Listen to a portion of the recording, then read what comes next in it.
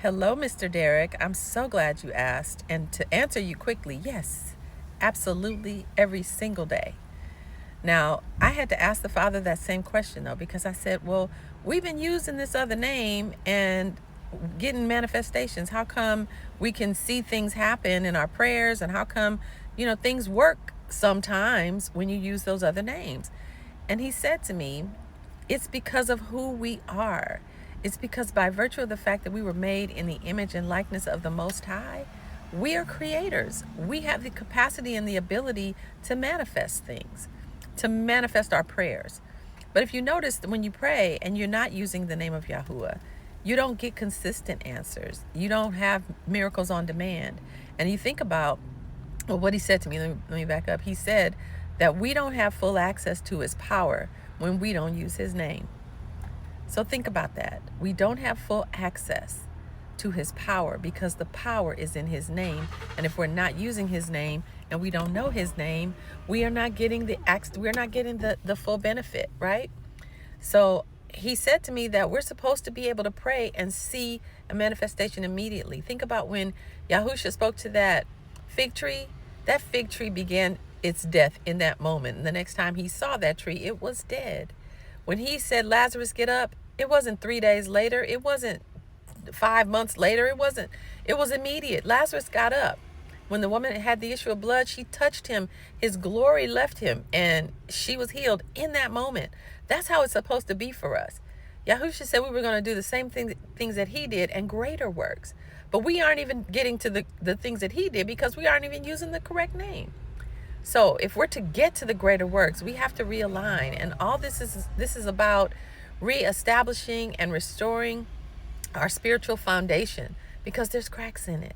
The fact that we don't know his name and the body in mass is praying and praising to some name that's not the Father, it's got to be fixed, and it's got to be fixed quickly. We are living in the last of the last days, and y'all see it. We're watching prophecy unfold in front of us. And the fact that we don't know his name can lock us out of the benefit of protection. All of the stuff he says that's in his name, we have diminished capacity. That's the way that I'll describe it. We have diminished our capacity to operate in the fullness of being in his likeness because we don't even know the name of the man we're like or the one we're like. He's not a man. So anyway, I understand your question, and I get it that you've had results, as have I. But I'm going to be honest with you. Since I have found his name and I've been calling on his name, I'm even shocked. I'm shocked at how fast I'm manifesting blessings, manifesting increase, manifesting money, manifesting favor, manifesting. It's because we're supposed to use his name. And he gave it to us as a gift, as a tool, as a weapon to wield in this time, specifically for such a time as this. So I pray that answered your question. Use that name. That's the name that's above all names. And someone else had a comment, and they said that we live in America, and the Father would know that we were in America and so forth. Yeah, that's true, but we are not the only ones. His people are all over the planet. And the one thing about a name is a name doesn't change. He says it so many times in the Word. If you actually look at the scrolls and you see how many times his name is there, he meant for us to know it. And then he told us they would forget his name. We would forget his name. It says in the Word that I want to say it's Jeremiah 23:27. That might not be the one, but I'm going to do a deep study for you guys, with you guys, so that you can actually walk through the scriptures with me.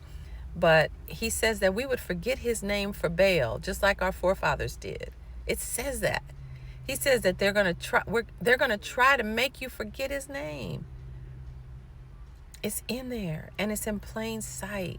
There's so many scriptures. And then when you think about everything he says, he talks about his name through the whole Bible. Aside from being able to see the tetragrammaton, you actually have scriptures, you have scriptures where he's saying, my name is the name that's above all names. Keep my name holy. Lift my name up. Don't call another name that's not my name.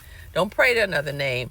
My name is the name. He says it over and over and over and over and over again. And now that I've said this, I brought this to your attention, you're going to notice it. You're going to notice it in the songs. You're going to notice it in your prayers. Everything is about his name. Everything is about his name. So I'm going to charge you to pay attention to the scriptures that you can recall that talk about his name. And then you think about whether or not it matters to him, whether or not you know his name, or whether or not the power is in his name. Yes, our faith connects us to the things, right? The things that we're believing for. That's who we are. And because we're made in his image, our faith manifests. But don't you want the full power? Don't you want to be able to call things that be not as though they were and see them show up in your life immediately and not have to explain why it takes so long and, you just holding on to hope and yet waiting and yet praising. But no, it's supposed to be immediate. And we've lost sight of that. Our faith and religion has taught us that you're just supposed to wait. No. When do you see Yahushua waiting? The man we call Jesus, he didn't wait. He didn't have to wait for nothing to manifest. It was immediate. All right? So, anyway, I hope that helps. Be blessed.